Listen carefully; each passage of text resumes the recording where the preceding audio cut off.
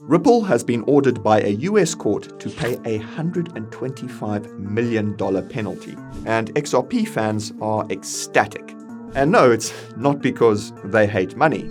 You see, this penalty should mark the end of the nearly 4-year legal battle between the SEC and Ripple. And it might sound crazy, but this result is an enormous win for Ripple and a big moment for the US crypto industry. If you want to find out why, this is a video you've got to watch until the end.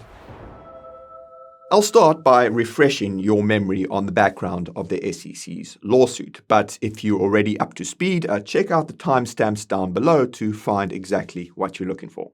Now, in the United States, investments are generally classified as either commodities or securities. The distinction matters because it determines which laws apply to the investment. Moreover, it is important whether it's the Securities and Exchange Commission, or SEC, or the Commodity Futures Trading Commission, or CFTC, who is responsible for its regulation.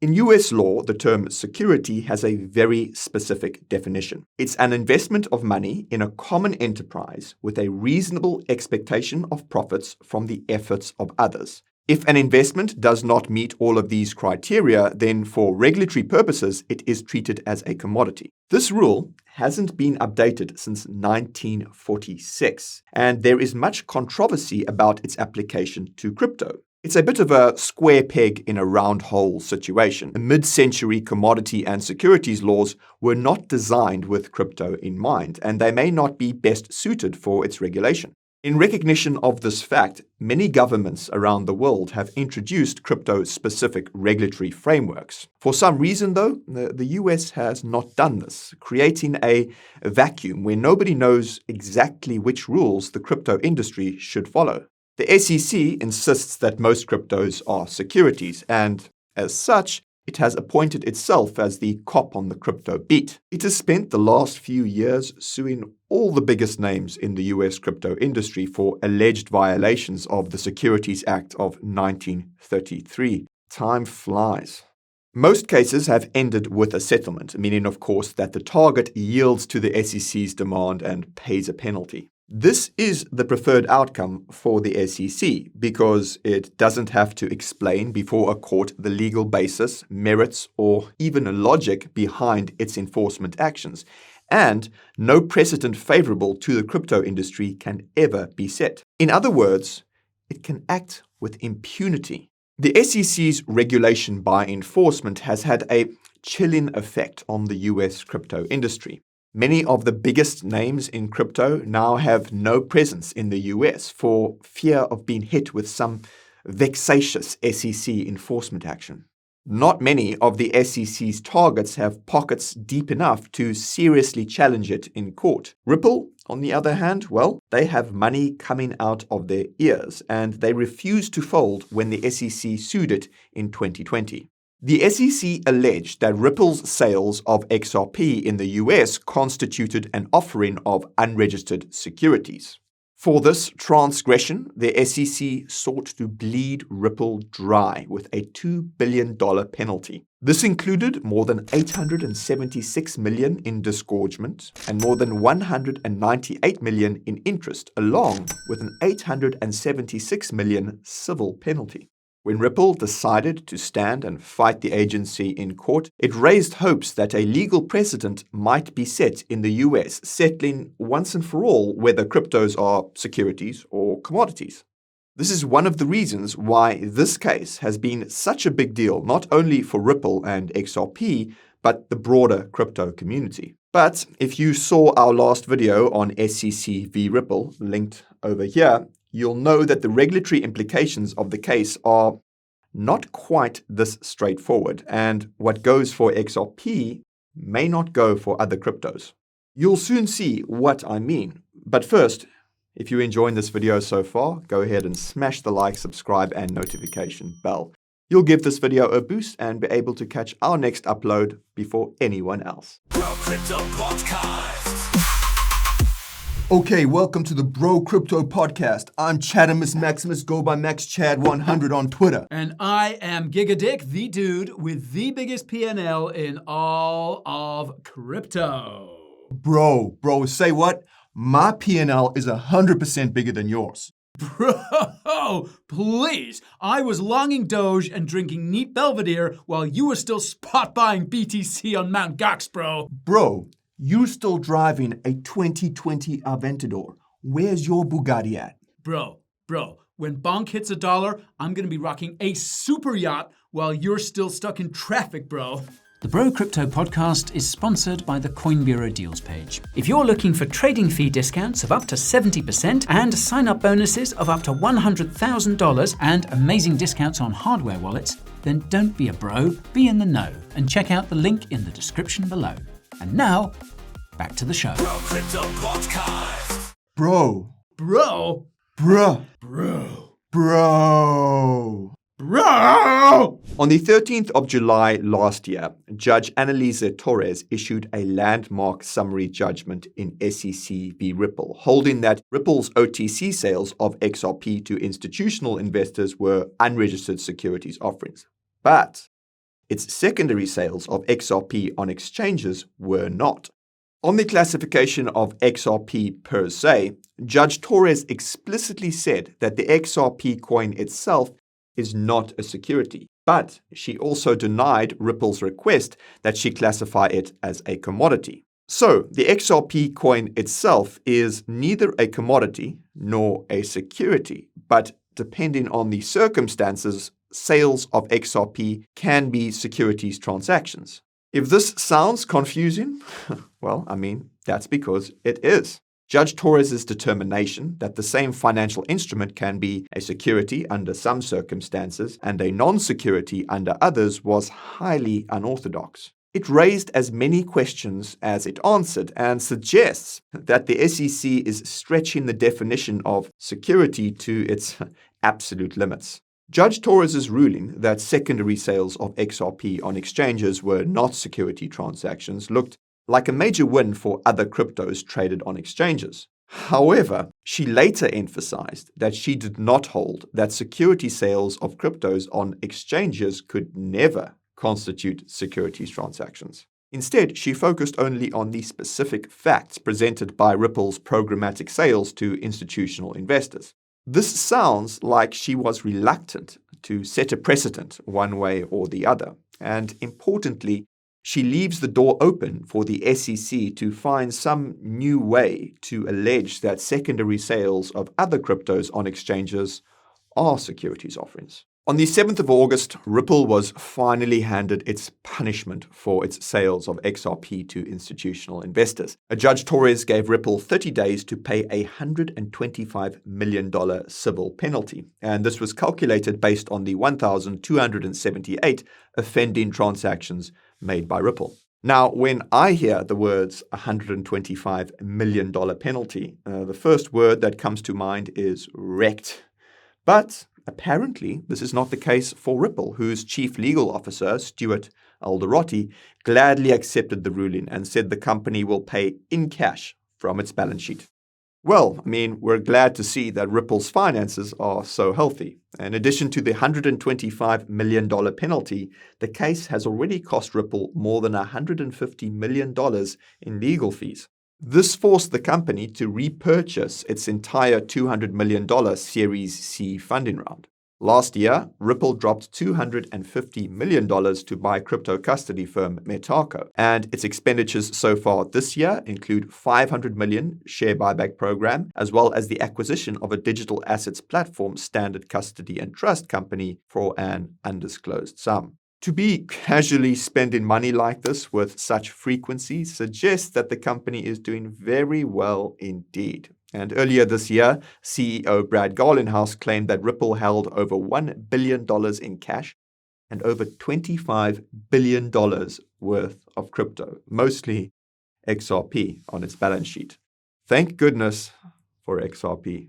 Anyway, the bottom line is definitely not wrecked. Quite the contrary. As Garlinghouse pointed out, the penalty sum is around 94% less than the $2 billion initially sought by the SEC, although it is admittedly more than the $10 million penalty Ripple told the court would be appropriate. According to the court, although Ripple's violations of US securities laws were recurrent, the SEC's case lacked any allegations of fraud or misappropriation to justify a $2 billion penalty. Moreover, Judge Torres rejected the SEC's request that Ripple disgorge its profits from the offending sales of XRP. And this is because there was no evidence that any investors were harmed financially or otherwise. In other words, the court acknowledged that Ripple did not act in bad faith, and its technical violations of securities laws did no harm to anyone. Big win for Ripple over there. Judge Torres' rejection of the $2 billion penalty will come as a major blow to the SEC's strategy of bleeding crypto businesses dry with enormous penalties based solely on registration violations. Aside from the massive penalty payment, the SEC also requested a blanket ban on institutional sales of XRP. And this would be a dreadful precedent to set for crypto, so it was a great relief when Judge Torres rejected that in court. Instead, the court issued a common procedural injunction against Ripple, prohibiting it from repeating the same offense in the future. Ripple's Stuart Alderotti described this as an obey-the-law injunction, and as such, it's not really a huge deal. Ripple merely has to avoid selling XRP in the one specific way that was found to violate securities laws, namely selling to institutions under conditions that do not meet the requirements for an SEC registration exemption. Considering the accusations made by the SEC and the penalties that it sought, the August 2024 court decision is a big win for Ripple and the US crypto industry at large.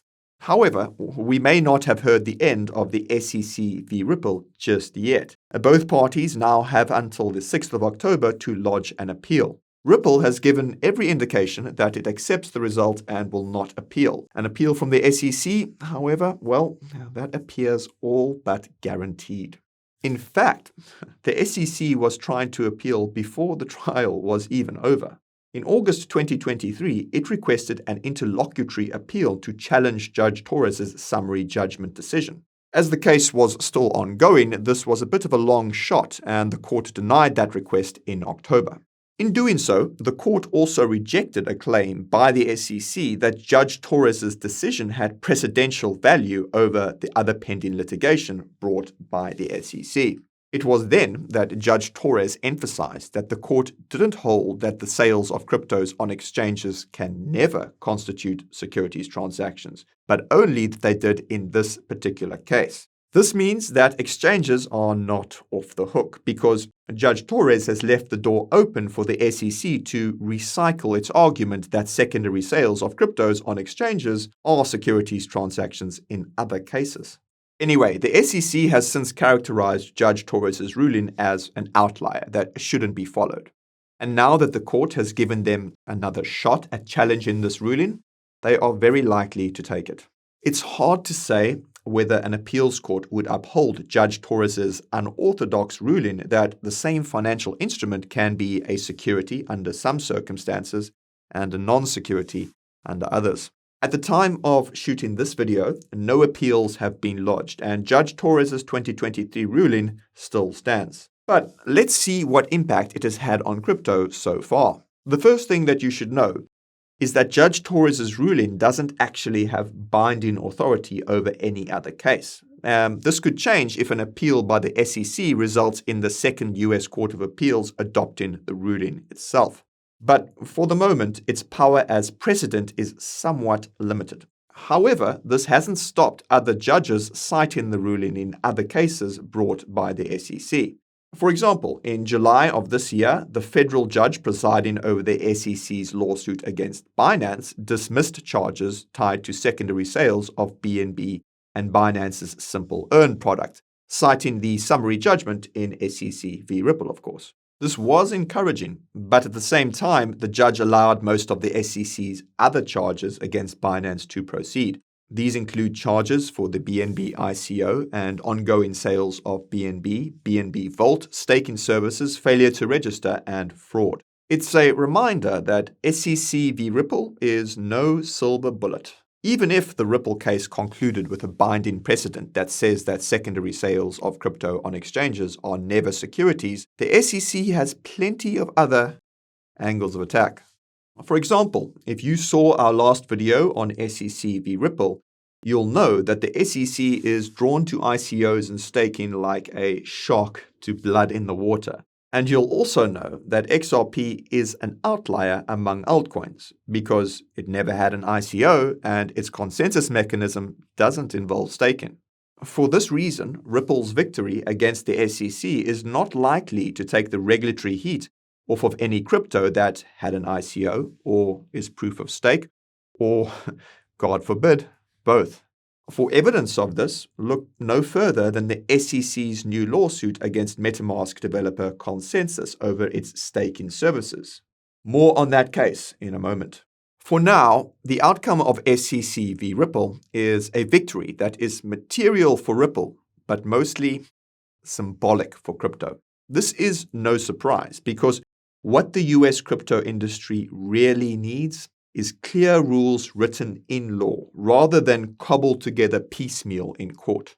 But a symbolic victory is a victory nonetheless. You see, although Judge Torres' decision does not have a binding authority, it was a pivotal moment in the war on crypto in the US. Perhaps even a turning point. The SEC spent 3.5 years burning taxpayer money in court with Ripple, and the judge dismissed all of its most extreme allegations and requests for punishment. Frankly, it didn't make the regulator look good at all. It's not always possible to identify cause and effect in situations like this, but the SEC of summer 2024 just doesn't look quite as bold as the SEC of summer 2023. Think back to June last year when the SEC sued Binance and Coinbase. They alleged that 68 cryptos were unregistered securities, including Sol, BNB, BUSD, Matic, ADA, NEAR, Atom, Full, and ICP, among many others. In hindsight, this may have been SEC Chair Gary Gensler at the height of his powers, because his war on crypto has been going mostly downhill ever since. First, Judge Torres handed the SEC a big L when she determined that the XRP token itself is not a security in July 2023. Then, a month later, the US Court of Appeals for the DC Circuit ruled that the SEC acted, quote, arbitrarily and capriciously in disapproving of Grayscale's application for a spot Bitcoin ETF when it had already approved 2 futures ETFs. There's another L for you. In October, the SEC dropped its long-standing charges against Ripple co-founders Brad Garlinghouse and Chris Larsen, a move which Ripple called stunning capitulation, another L for the SEC. In November, Utah's top federal judge reprimanded the SEC for, quote, gross abuse of power in a case, quote, marred by false statements and misrepresentations that the agency brought against another crypto project. 2 SEC lawyers were forced to resign as a result. Another L. 2024 began with the approval of spot Bitcoin ETFs in the US. This was a huge moment for crypto and yet another L for the SEC, which had denied and delayed their approval until the very last minute. This March, Coinbase won a significant victory against the SEC, which had alleged that Coinbase acts as a broker-dealer of unregistered securities by virtue of merely offering Coinbase Wallet. U.S. District Judge Catherine Fiala determined that the SEC failed to allege brokerage activity. Now, SEC v. Coinbase is far from over, but this ruling set an important precedent for self-custody wallets that could derail other anti-crypto litigation being pursued by the SEC, namely SEC v. Consensus. The SEC is currently fighting Consensus in courts in New York and Texas over allegations about MetaMask that are very similar to those already dismissed by Judge Fiala in SEC v. Coinbase. And this bodes well for Consensus because the judge in Texas has granted its request to consider on an expedited basis whether the SEC has the authority to regulate MetaMask as a securities broker. The SEC will now have to defend the merits of recycling allegations against MetaMask that have already failed against Coinbase Wallet. This scenario was definitely not in the SEC's plan. and the court could reach a decision on this basis by the end of this year. Sounds like another L in the making to me. Meanwhile, the war on crypto has spilled out of the courts and into this year's US presidential election in a big way. In May, Donald Trump began pivoting to a strongly pro-crypto stance and attacking the current administration over the SEC's conduct. He even said that he would fire Gary Gensler on day one if he's elected, although the president doesn't actually have the power to do this. Anyway, senior Democrats then started capitulating, with Nancy Pelosi and Chuck Schumer defying the Biden administration on crypto regulation. They sided with Republican lawmakers to vote in favor of a pair of bills that would bring some measure of regulatory clarity to the crypto industry and curb the powers of the SEC. Of course, the SEC is an independent regulator that is completely impervious to political influence, so it was a total coincidence when the agency abruptly ended its investigation into Ethereum, approved a series of applications for spot ETH ETFs, and dropped its claims that 68 cryptos named in its suit against Binance are securities, all around this time. We could keep going on about crypto and the US presidential election, but we covered that in detail in some earlier videos that you can check out in the description. When it comes to US crypto regulation, SEC v. Ripple is just one part of a huge puzzle whose pieces are still mostly missing. But nevertheless, Ripple being cleared of any reckless or fraudulent conduct or misrepresentations, being found to have harmed nobody, and getting away with paying just 6% what the SEC demanded, well, that's a big win. After almost 4 years, the SEC got almost nothing that it wanted from the lawsuit.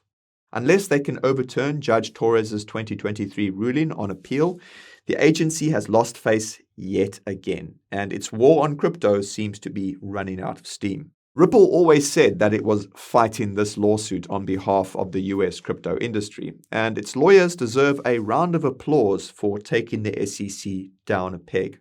Many more court battles still lie ahead, but with the US presidential election looming, the SEC is facing extraordinary political pressure from newly pro-crypto politicians. This might just mean that its most egregious attacks on crypto are finally behind us. Fingers crossed, though. Right, that's all for today, folks. Let us know what you think about the result of SEC v. Ripple in the comments down below. And while you're at it, go ahead and smash the like, subscribe, and notification bell.